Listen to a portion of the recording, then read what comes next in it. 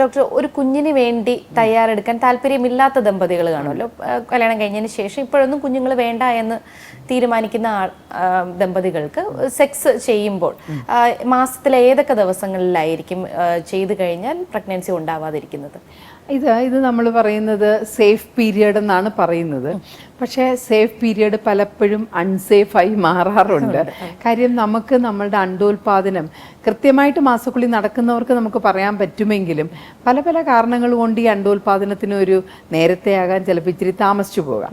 എന്നാലും ഒരു general rule എന്ന നിലയ്ക്ക് മാസക്കുളി കൃത്യമായിട്ട് വരുന്നൊരു കുട്ടിക്ക് ഒരു 14-ാമത്തെ ദിവസം, 12-നും 16-ാമത്തെ ദിവസത്തിനും ഇടയ്ക്കായിരിക്കും അണ്ടോൽപാദനം നടക്കുന്നത്. അപ്പോൾ ഈ 12-ാമത്തെ ദിവസം അണ്ടോൽപാദനം നടന്നാലും ഞാൻ പറഞ്ഞല്ലോ, ബീജത്തിന് 3 ദിവസം വയറ്റിൽ ആരോഗ്യമായിട്ട് നിൽക്കാൻ പറ്റും. അപ്പോൾ ഈ 12-ാമത്തെ ദിവസത്തിലാണ് അണ്ടോൽപാദനം നടക്കുന്നതെങ്കിൽ അവരുടെ കോണ്ടാക്ട് 10ൻ്റെ അന്നാണെങ്കിലും അവർ പ്രഗ്നൻ്റ് ആവും. കാര്യം ഈ ബീജം 2 ദിവസം അവിടെ നിൽക്കുകയും 12-ാമത്തെ ദിവസം വരുന്ന അണ്ടത്തിനെ അത് പ്രഗ്നൻ്റ് ആക്കുകയും ചെയ്യും. മനസ്സിലായില്ലേ?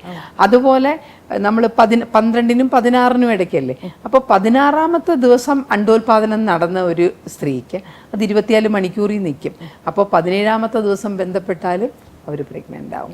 എന്നാലും ആ 3 ദിവസം ഇങ്ങോട്ടും അങ്ങോട്ടും ഇട്ടിട്ട് നമുക്ക് പറയാം 9-ാമത്തെ ദിവസം തുടങ്ങി 18-ാമത്തെ ദിവസം വരെ റിലേറ്റീവ്ലി സേഫാണ്. ആ പീരിയഡിൽ ഡേഞ്ചറസ് ആണ്. അതായത് മാസക്കുളി തുടങ്ങി 9-ാമത്തെ ദിവസം തുടങ്ങി 18-ാമത്തെ ദിവസം വരെ ബന്ധപ്പെട്ടാൽ ഗർഭിണിയാകാനുള്ള സാധ്യത കൂടുതലാണ്. അത് സേഫ് അല്ല, അൺസേഫ് ആണ്.